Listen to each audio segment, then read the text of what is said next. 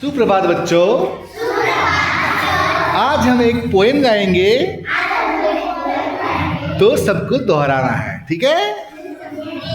चलो let's start. हमने तीन चीजें देखी, बाबा तीन चीजें देखी। हमने तीन चीजें देखी, बाबा तीन चीजें देखी। हमने बाग में देखी मकड़ी, हमने बाग में देखी मकड़ी। वह तो खा रही थी ककड़ी,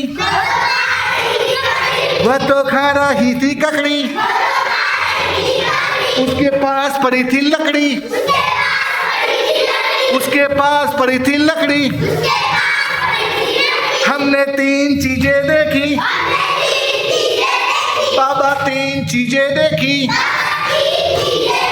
हमने बाग में देखा भालू, हमने बाग में देखा भालू। वह तो खा रहा था आलू, वह तो खा रहा था आलू।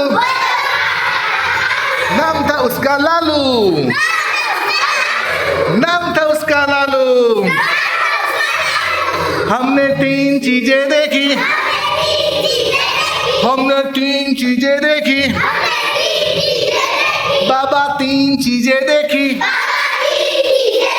हमने बाग में देखा बंदर, हमने बाग में देखा बंदर। वह तो खा रहा था चुकंदर,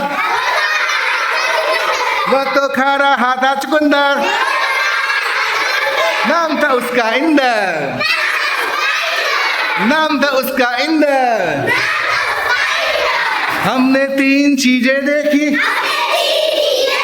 बाबा तीन चीजें देखी।